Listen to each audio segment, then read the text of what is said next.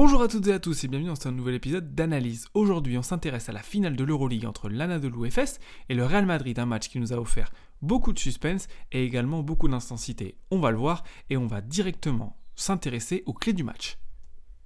Pour l'Efes, en attaque, bien sûr, laissez leur génie s'exprimer. On parle de Micic et de Larkin. Leur donner beaucoup de liberté, beaucoup d'espace avec des écrans et de la première intention, mais également avec Tibor Pleiss qui a cette capacité à s'écarter du cercle et à mettre en danger Tavares en face, moins mobile. En défense, leur but, ça a été plutôt de protéger ces arrières, de les laisser récupérer, de leur donner de l'espace, de défendre plus avec les autres, avec des protections efficaces notamment, et surtout dans une volonté de laisser tirer les joueurs du Real moins adroits. Côté Real, en attaque, l'idée ça va être de soit jouer sur les contre-attaques, soit jouer sur jeu long. Ne pas leur laisser des transitions. Dès qu'on peut aller au bout, les fatiguer, on le fait. On joue des écrans côtés pour les exposer. On verra qu'ils ont fait une défense particulière, on va essayer de l'exploiter. Et puis jouer à l'intérieur beaucoup, parce que Tavares a un impact tellement monstrueux qu'il va falloir aller s'appuyer sur lui. Et puis en défense, limiter les espaces des extraterrestres, bien défendre les pics, surtout bien défendre les espaces, et jouer très grand, jouer big ball pour pouvoir switcher partout et être encore plus dangereux en défense. Dès le début du match, le Real va jouer sans meneur de jeu pour mettre la pression sur Micic et sur Larkin. On a le duo Abalde-Anga qui sont plus des combos, qui sont plus grands, plus agressifs, plus athlétiques et qui vont essayer de les faire travailler, de les fatiguer, de les impacter physiquement. Dès le début du match, c'est la première intention. Alors, si on revient en arrière, on voit également les premières intentions de l'Efes d'un point de vue défensif. On voit que Larkin va suivre ici Anga, mais il va essayer de passer en dessous, très nettement, pour laisser le tir à Anga après dribble, qui est un tir difficile. Anga va pas vouloir faire ça, il va vouloir essayer d'impacter Larkin, donc il y a deux grandes idées. Ici, Tibor Pleiss dans l'aide pour si jamais il se retourne, le trapper, et Micic qui va envoyer Abalde pour le forcer à prendre un tir difficile. C'est ce genre de tir-là exactement que l'Efes veut que le Real prenne. Côté Efes, on l'a dit, on va essayer de jouer beaucoup pour Micic et pour Larkin, avoir beaucoup d'espace, essayer de les faire changer, et une fois qu'on a ce changement, on va essayer de profiter de la vitesse et de la créativité de Larkin pour obtenir des choses face à Tavares, qui est moins mobile, et du coup on est forcément obligé d'aider. Alors, si on revient en arrière, on voit que l'idée principale du Real, déjà, c'est de faire une protection défensive. C'est-à-dire que Tavares limite la pénétration de Larkin pour permettre à Anga de revenir, mais également est assez haut pour empêcher le tir à 3 points. Ce que Anga va faire, c'est suivre Larkin et s'il voit qu'il va trop loin, changer en étant sur la ligne de passe pour empêcher le tir à 3 points de Pleiss. Mais du coup, on a le changement. Donc une fois qu'on a le changement, côté Efes, on a ce qu'on veut, on se recule. Côté Real, une fois qu'on a concédé ce changement, ce qu'on va essayer de faire, c'est de défendre les espaces du mieux possible avec ces deux joueurs qui vont venir en aide pour couper les espaces et essayer de limiter l'accès au cercle de Larkin. Pour le Real, le but c'est toujours d'attaquer Larkin avec leur seul playmaker, en l'occurrence Adam Anga, en essayant de contrôler le tempo et en shootant toujours avec moins de 10 secondes sur la possession. Ici c'est Gershon qui avait été très bon en demi-finale, pour essayer d'éviter les transitions parce qu'ils sont très dangereux. Regardez Larkin, ici l'écran il est super haut, donc c'est difficile de suivre parce qu'après on est derrière et ça donne beaucoup d'espace, donc on est obligé de passer en dessous. Mais Larkin, avec un espace comme ça, lui il va tirer, il est très dangereux et c'est exactement ce genre de tir là qu'on ne veut pas lui donner justement parce qu'il est très adroit. Ici on va avoir une situation avec un écran côté que le Real a beaucoup utilisé par rapport à la façon dont on a défendu l'Efes. Vous voyez un écran sur le côté, ici on voit que normalement c'est Larkin qui doit être en aide. Mais l'aide elle est plutôt donnée à l'opposé. Et donc lui il doit couvrir sur les deux joueurs. Ici il va donner une aide forte vers le rôle de Tavares. On va obtenir un tir ouvert de Deck. On va le voir beaucoup, cette action du Real. Côté Efes, on a un écran au milieu avec Micic. Et c'est un Spanish. Et c'est intéressant parce que c'est pas vraiment pour l'écran qu'on le positionne. L'idée c'est plutôt d'éloigner l'aide et du coup il n'y a plus que deux joueurs dans les aides. Ça fait plus d'espace à avaler pour Micic en s'écartant. Et on voit que c'est Tavares, il est moins mobile, on l'a dit. Donc on peut l'attaquer et utiliser l'espace qu'on vient de créer. Le Real, on l'a dit, défend en protection, mais à certains moments on décide de changer. Et donc pour que ce soit bien fait, il faut qu'il y ait une bonne communication. Et ici on voit bien le timing. C'est pour ça qu'on va revenir en arrière pour l'analyser. Sur l'écran, on va voir que Micic va aller un peu plus loin, il va forcer Tavares à se déplacer horizontalement et à ce moment-là, Pleiss passe dans son dos. Donc Abalde décide, on le voit avec son pied gauche, de pousser fort pour changer parce qu'il est dans le dos. Et Deck vient sur la passe lobée, après Tavares avec ses grands bras réussit à toucher la balle et le Real, dès qu'il y a eu un peu d'espace, s'est vite jeté en contre-attaque parce que c'était une façon pour eux qui sont moins adroits d'aller marquer des paniers faciles. Côté Efes, on va utiliser les faiblesses de cette protection / changement défensif du Real. Et La faiblesse, on l'a dit, c'est le moment où on est entre la protection et le changement défensif. Alors, si on revient en arrière, on va voir que Larkin, ce qu'il va faire de manière intelligente, c'est se déplacer, aller loin sur le côté, forcer Tavares à s'écarter. Tibor Pleiss n'est pas encore dans le dos de Tavares, il lui fait déjà une petite pocket pass, donc du coup, on ne change pas, on l'a dit, mais Tavares est loin, donc il a beaucoup de trajets à faire, et puis Tibor Pleiss, il a le temps de recevoir et de tirer. La passe, elle est vraiment parfaite de Larkin. Côté Real, c'est la première fois qu'on va essayer de jouer à l'intérieur, qu'on va essayer de poster, de profiter de l'avantage qu'on a, et on va ici analyser une coupe très intelligente de Gabidek. Alors pourquoi elle est intelligente ? Si on revient en arrière, on va voir que, on l'a dit tout à l'heure, Tibor Pleiss va venir en aide. Tavares, lui, se met sur l'autre joueur, ce qui fait qu'on a un 2 contre 1 à jouer. Si Gabidek reste caché, on ne le voit pas, alors que s'il coupe dans l'espace, il crée vraiment de l'espace entre son joueur et lui, il n'y a plus qu'à couper. Alors Tibor Pleiss revient bien, sauf que Tavares, lui, est au rebond, et il est tellement impressionnant, tellement grand, qu'il vient punir les fesses. Ici, ce qu'on voulait vous montrer, c'est regarder la défense de Micic. Il trottine, il prend pas d'impact, on l'a dit, il veut pas se fatiguer et c'est surtout pas ça qu'il faut faire contre les fesses, tirer comme ça en déséquilibre, parce que eux c'est ce qu'ils recherchent pour après derrière avoir de la première intention. Ici Micic rate son lay-up et le Real, eux on l'a dit, c'est soit contre-attaque parce qu'on peut trouver un truc facile, soit jeu long. Et ici on peut trouver quelque chose de facile avec Tavares et ses immenses bras. Alors dans cette situation, on va voir encore une fois l'écran Tibor Pleiss qui va rester au-dessus de Tavares, donc on ne change pas ici pour le Real. Par contre là on change parce qu'il ne reste plus que 6 secondes avec aussi peu de temps. C'est parfois difficile de s'organiser pour attaquer un mismatch et ça donne des tirs compliqués comme celui-ci d'Adrien Moerman. Alors comme il vient de rentrer, Adrien on n'en avait pas encore vu, on a un écran 1-4 et donc un changement et c'est Gershon désormais qui défend sur Larkin. Et Gershon il est plus athlétique, plus rapide, on voit qu'on défend un peu moins les espaces côté Real et on a du coup un tir difficile parce qu'il y a l'activité de Gershon. Côté Real, on continue d'essayer de jouer long et d'attaquer ici Micic, après avoir essayé d'attaquer Larkin. Donc pour ça, on va donner la balle à Baldé qui va essayer d'être agressif sur lui et qui prend un tir après dribble raté. Côté FS, on joue en première intention. On a ici un tir grâce au stretch de Tibor Pleiss, c'est le genre de tir qu'on veut, qui est raté. Et derrière, Adrien Moerman est passé derrière Gershon. Et là, c'est dangereux parce qu'il va pouvoir se jeter et partir en contre-attaque. Il y a un 4 contre 3 et on l'a dit, on essaie d'obtenir des paniers faciles et quoi de plus facile que ce dunk d'Edi Tavares. Alors si on n'a pas la contre-attaque, on l'a dit, le but du Real c'est d'attaquer longtemps. Donc là on n'obtient rien, il reste 10 secondes, c'est pas grave, on se recule, on réattaque pour jouer les close-out. Et si jamais on tire proche du cercle, on aura forcément un décalage et donc Edi Tavares va avoir la possibilité au moins de prendre le rebond offensif. Sur cette action-là, on va analyser le talent de Micic et le risque aussi d'envoyer un joueur de 2,20 m aussi haut. Si on regarde, vous voyez le déplacement de Tavares horizontal comme tout à l'heure et Micic, il va se changer de direction et ça fait tourner les hanches de Tavares. À cette vitesse-là, ça va trop vite et en plus, il arrive à finir en layback de manière magnifique. Ici, Micic est sorti, ça change un petit peu l'équilibre d'équipe. Il y a un écran avec Rodrigue Beaubois, le Real décide de changer. Donc là, on décide de jouer plus long, d'aller vraiment plus loin. On va voir ici le post-up de Singleton, le high-low, c'est assez bien joué, la passe de retour, c'est bien défendu par Gabidek, et puis après Tavares a tellement d'impact, et il est quand même assez mobile, il arrive à récupérer la balle, et derrière la contre-attaque, vite, est-ce qu'on peut obtenir un panier facile ? On a un avantage, il y a eu un changement, la balle à Tavares, qui continue son chantier dans la raquette. Puis la dernière action de ce premier quart-temps, c'est un écran ici, pour Larkin. On a dit tout à l'heure que Tavares était à la ligne des 3 points, il est un peu plus bas et Larkin le sanctionne pour permettre à son équipe de revenir à 4 points et c'est à 1 point même que va finir ce quart-temps les fesses en revenant à 15-14.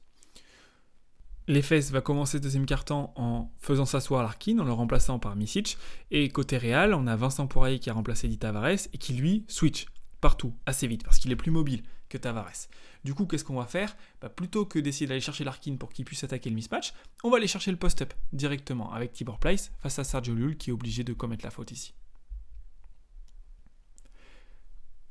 Deuxième action, on refait un écran, Vincent Poirier. Sauf que cette fois, c'est Micic qui a la balle. Donc là, il va essayer d'attaquer pour aller marquer un panier facile, un peu le même que sur Edi Tavares.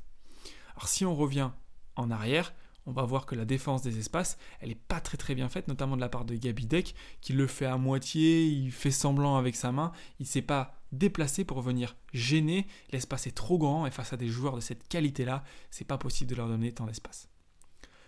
Côté Real, on essaie une sortie d'écran, on voit qu'on n'a rien, il y a toujours la volonté de jouer long, et là on va retrouver cet écran côté dont on vous a parlé tout à l'heure. On vous remet en bas à droite le clip avec l'aide côté faible, on la voit ici cette aide côté faible, et bien Liu, il l'a reconnu, l'a vu la première fois, il sait que les fesses à faire ça, il envoie vite dans le coin Jeffrey Taylor, qui est beaucoup plus adroit que Gabidek, et qui va punir en plus dans le coin. Et Taylor, en plus d'être adroit dans le coin, il est également meilleur défenseur. Regardez la position qu'il a ici dans l'aide. On vous remet dans le coin à droite la défense de Gabidek, qui ne s'était pas positionné. Ici, on voit qu'il ferme vraiment l'espace, Jeffrey Taylor. Il bloque Micic, il le force à revenir en arrière et à prendre un tir difficile. Et ça, c'est vraiment au crédit de ce pas en plus de cette défense qu'il a faite. Et derrière, on essaie d'obtenir une contre-attaque. On a un post-up. Toujours ici, la trappe qui est prête. Par rapport à tout à l'heure, où la trappe était prête, on avait eu une coupe parce qu'il y avait eu un écran de Tavares sur ce joueur-là. Ici, il n'y a pas, donc Vincent Poirier, pour le coup, est vraiment tout seul. Bonne passe, il attaque, c'est un bon tir, c'est ce qu'on recherche côté Real. Deuxième utilisation du pick de piqueur pour les fesses ici, avec l'écran d'Elijah Bryant, mais on l'a dit, l'intérêt, c'est plutôt d'attaquer avec Micic, parce qu'il y a plus d'espace, justement parce qu'il y a moins d'aide, et il finit avec un toucher magnifique main gauche au contact, c'est très difficile à faire ça.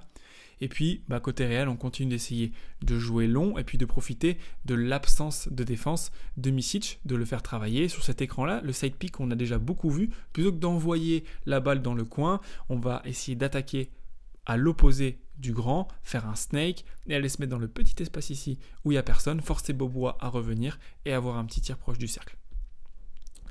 Et puis cette situation-là, elle est intéressante parce que, en fait, c'est compliqué de défendre à 5 contre 3 quand on a Micic qui ne défend pas vraiment, Larkin qui n'est pas dans les aides. On utilise un screen-off pour lancer Vincent Poirier. Ils ne peuvent pas être partout s'il n'y a pas d'aide. Et c'est peut-être même intelligent comme piste pour essayer d'attaquer cette équipe-là. Sur cet écran-là, on a le changement. Et quand il réattaque, on essaie de rechanger au moment où il réattaque. Micic joue bien la passe, mais Dunston n'arrive pas bien à attraper la balle. Il y a eu un pied, ce qui rend la balle à les fesses, et donc toujours la balle dans les mains de Micic. On va aller chercher Larkin et la passe pour Dunston. Alors ici dans cette situation là, Poirier il est un peu trop bas. Sur un écran non porteur, il faut être plus proche pour gêner et le tir et la passe. Et là Anthony Randolph s'est un petit peu endormi en plus, donc il vient pas dans l'aide et ça permet un panier facile de les fesses avec un autre joueur que Larkin ou Micic. Ici c'est une sortie d'écran, on essaie d'attaquer Micic avec Rudy Fernandez, on va essayer une deuxième fois, il a raté le tir, il va redemander la balle dans cette situation pour aller plutôt l'attaquer avec du dribble et d'essayer de le faire défendre. On passe assez facilement face à Micic, ici il le fait avec une feinte de reverse à 2 à l'heure pour aller finir avec un lay-up. Sur cette action, on va voir un écran de Larkin et on va voir l'intérêt de retarder la prise de l'écran pour la décaler au dernier moment. Ça permet d'ouvrir des tirs comme ça à des shooters comme Larkin. Alors, c'est quoi l'intérêt ? On va voir, il sort. Ici, Singleton, il se positionne pour poser l'écran qu'il pose depuis le début pour partir dans ce sens-là. Sauf qu'au final, au dernier moment, Singleton se décale et du coup, ici, il n'y a pas d'aide en fait. Rudy Fernandez, il est trop loin pour intervenir, il y a vraiment un énorme espace, ça donne un avantage. Randolph, il est du mauvais côté le temps qu'il arrive, ça donne un tir pour Larkin. Et en plus, on a forcément du coup un décalage au rebond, mais c'est Vincent Poirier qui revient en héros pour venir sauver son équipe. Et puis c'est le retour des écrans de côté. Pour le Real, on l'a dit, on sait qu'on va avoir une aide côté faible, on sait qu'on va avoir le tir pour Causeur, mais lui il feinte, il réattaque, toujours côté gauche, toujours avec la papate gauche qu'on lui connaît pour finir. Et puis on va l'avoir une deuxième fois, toujours avec Sergio Llull. Et comme on sait, ici on met plutôt Anthony Randolph. Il lui dit d'ailleurs, va te mettre là-bas, toi t'es plus adroit, pour avoir ce décalage là sur lui, qu'il puisse tirer. Il va un peu plus loin, on l'a vu ici, il donne un bon tir à Anthony Randolph qui vient de rentrer pour ça, justement parce qu'on avait reconnu ça. On réussit et derrière, on a une contre-attaque, on a un vrai momentum, un vrai moment fort côté Real. On a une contre-attaque. Et ici, on a une désorganisation. On a le poste 5, Place qui défend sur le poste 4, Randolph. Donc il l'appelle pour faire un pick and pop. Et justement parce qu'il est plus rapide, lui ouvrir un tir ouvert, il venait d'en mettre un. Tactiquement, c'est bien joué. Ici, Larkin essaie d'attaquer. On essaie de faire avec les espaces. On n'a rien, c'est pas très grave. Là, c'est bien défendu par le Real qui s'arrache. avec Poirier maintenant qui défend sur Larkin, qui défend bien. Mais le problème, c'est qu'on a Sergio Llull qui s'endort et LJ Bryan qui sauve le rebond et la possession pour les fesses. Et après, ça commence à être long de défendre aussi longtemps sur un joueur aussi talentueux que Larkin qui vient finir près du cercle. Alors là, on a un système made in France, made in Normandie pour la papade gauche de Fabien Causeur. Sur un screen-off comme ça, alors ce qui est important à noter, c'est que déjà l'écran, il est assez proche du cercle. Donc, quand il reçoit la balle Causeur, il est prêt. L'aide n'est pas en place. Tibor Place est obligé de jouer sur les deux. Il n'y a plus qu'à poser un drive, voir s'il vient vers nous. Il n'y a plus qu'à la lancer à l'air après. Et Vincent Poirier n'a plus qu'à l'écraser. Côté FS, on voit toujours cette volonté de faire changer en allant loin. Ici, c'est le cas. Et puis, c'est exactement pour éviter ça qu'on change. Ici, Poirier est en retard. Il y a un petit décalage, un petit trou. Et là, Larkin, dès qu'il y a un trou, il se faufile pour aller finir. Il est comme une anguille. C'est pour ça qu'il faut être proche de l'écran, toujours collé pour essayer d'empêcher ces slips-là. Ici, il vient de se faire punir. Il est un peu bas, Poirier, et il laisse le tir à Micic qui punit. Puis sur cette sortie d'écran là, on n'a rien, du coup on va jouer long et on va aller chercher un écran de côté. Le problème c'est que c'est avec Adam Anga et c'est exactement pour ça qu'ils ont fait revenir Chacho Rodriguez pour avoir un peu plus de playmaking. C'est ce qui leur a manqué cruellement sur cette finale. Pendant ce temps-là, Micic a fait changer, on défend beaucoup les espaces et donc on ouvre un tir avec une magnifique passe vers Larkin qui rate encore une fois de peu. Et puis côté Real, dès qu'on a la possibilité de faire une contre-attaque, d'obtenir un avantage parce qu'on a tellement de mal sur jeu placé, on le fait et on obtient un tir en bout de chaîne de Randolph qui a été très très très précieux pour le Real, qui leur permet de terminer cette première mi-temps avec un avantage de 5 points, 34 à 29. Et en ce début de deuxième mi-temps, le Real va commencer par une très très bonne défense, beaucoup d'agressivité et l'Efes va perdre la balle pour 24 secondes pour la première fois du match et on vous laisse apprécier l'agressivité des aides un peu partout. Ici, on a Abalde qui va jouer en première intention sur un écran. On a une protection, donc il va aller loin et prendre un tir difficile avec la planche qu'il met. Et puis, Anga va continuer avec cette agressivité du Real, qui est dans un momentum, une dynamique positive pour essayer de mettre la pression sur Micic le fatigué. Mais le problème de le faire face à un joueur comme ça, c'est qu'on risque de prendre des fautes avec un petit peu de roublardise de la part de Micic. Ici, Larkin va attaquer à l'opposé de l'écran. Côté Real, on l'a dit, on défend les espaces. On veut que ce soit n'importe qui d'autre que Micic ou Larkin qui tire, quitte à ce que ce soit un tir très ouvert. Ici, il l'est, mais il est raté. Larkin va continuer d'attaquer la protection. Et puis, Tavares, il n'est pas hyper mobile, mais il a tellement des longs bras que ça lui permet d'en accrocher une ou deux. Ici, le Real continue de jouer long. Si on ne trouve rien, c'est pas grave, on remonte. Fait baisser le tempo du match. Ici, Tavares change l'orientation de l'écran et l'écran d'Abalde, ici, qui permet de bloquer Larkin qui était dans le stunt pour revenir et ça ouvre un tir à Adam Anga qui nous fait mentir et qui donne 9 points d'avance, le plus gros écart du match en faveur du Real. L'effet c'est dans le dur, c'est un peu le moment clé du match. Larkin va encore rater un tir à 3 points, même si c'était bien joué, il y avait un changement, et il y avait Tibor Place qui était tout seul au rebond. Du coup, on va essayer plutôt sur ces changements défensifs d'aller chercher le post-up de Tibor Place. Mais ici, le Real est prêt, envoie Gershon directement à la trappe, et avec Adam Anga, ça fait deux grands gaillards, même si Tibor Place, il fait 2m20, et il se fait engluer par Anga, il perd la balle, et puis de l'autre côté, côté Real, on a même dans les positions casse-croûte comme ça, on obtient un rebond de Tavares et là, la défense de l'Efes, elle est déséquilibrée. Et ensuite, il n'y a plus qu'à se passer la balle pour obtenir un tir ouvert, mais aussi un rebond parce que justement, ils sont déséquilibrés. Et là, ils se regardent un peu tous et Abalde, le pauvre, il en a raté un avec une gamelle, il en rate un deuxième avec une gamelle dans un moment qui aurait fait très très mal puisque Larkin ici va attaquer, être agressif, forcer l'aide et donner un tir très ouvert à Tibor Place qui va faire beaucoup de mal au Real puisque de moins 10 potentiellement on passe à moins 4 et ça c'est dû au fait que grâce à l'attaque et comme ils sont tous écartés il y a de gros espaces derrière sur le kick-out que Tibor Place joue très bien le coup avec une feinte pour ramener son équipe à 4 points.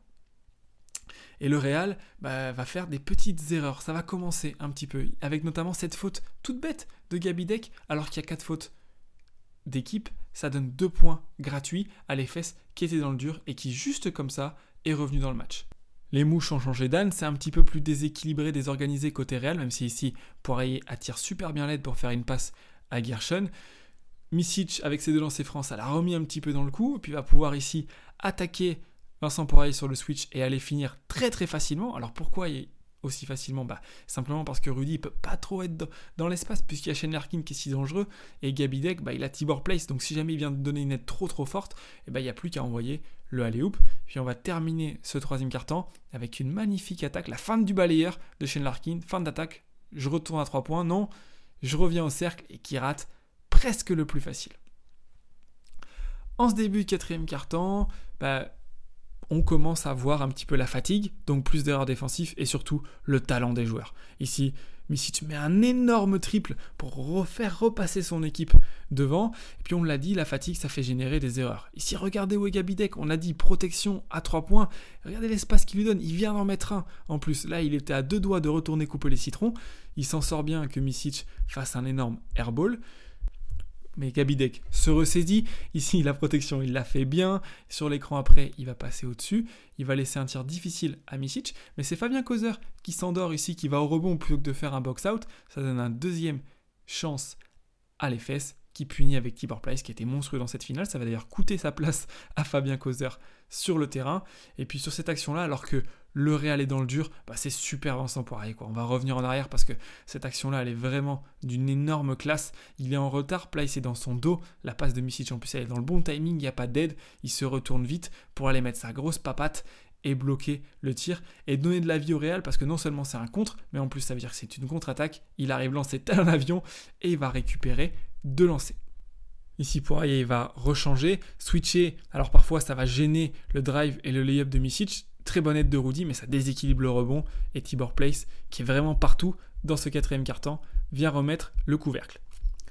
Ici, on va voir qu'il n'y a pas que des erreurs côté Real, il y en a aussi côté FS. Ici, il y a une protection de Tibor Place, mais il est trop bas. Et ce tir à gauche de Sergio Llull, il est très fort. Et là, le niveau va commencer à monter. Les gars commencent à sentir l'odeur du sang et vont commencer à mettre des gros tirs. Mais les erreurs, elles sont toujours présentes. Ici, on a trop peur du drive de Micic, donc on est très proche de lui, tout le monde dans les aides, et Tibor Place qui s'écarte et qui continue son chantier dans ce match.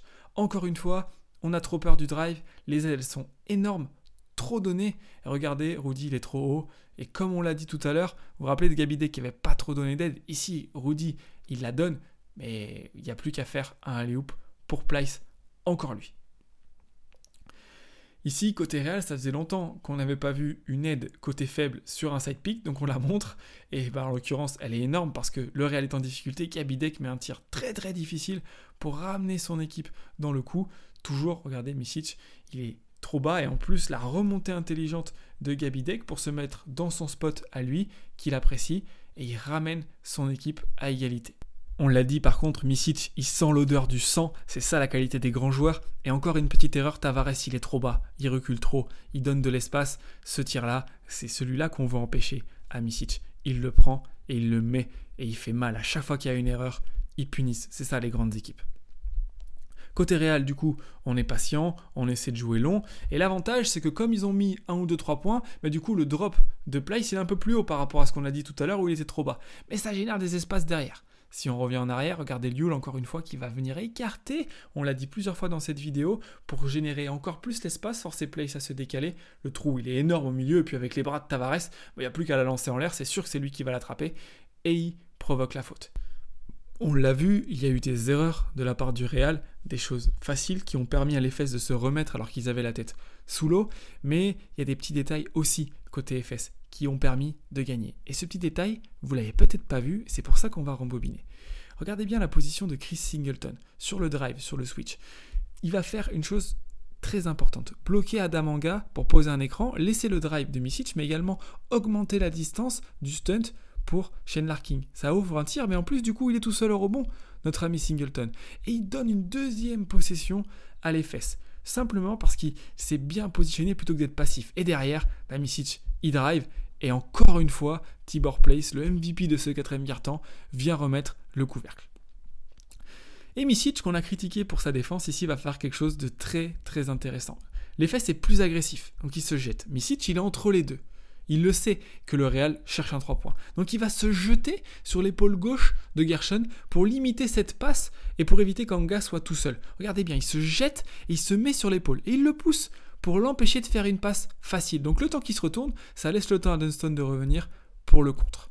Et du coup, grâce à ce contre, l'EFES est dans une position favorable. On ne parlera pas du fait de faire faute ou pas. Ici, le Real décide de défendre. Très bien. Dans une situation un petit peu similaire à tout à l'heure, cette fois Singleton, il va poser un écran sur Larkin, en tout cas sur Causeur, pour libérer Larkin, qui aura vraiment décidément pas mis un tir, mais qui sait, au rebond, toujours lui, Chris Singleton, qui a été décisif dans ses 3 dernières actions et qui donne le titre à l'Anadolu pour le 2e titre consécutif. Voilà, c'est la fin de cette vidéo, on espère qu'elle vous a plu. Dites-nous en commentaire ce que vous en avez pensé et nous on se retrouve très vite pour une nouvelle vidéo. Ciao ciao.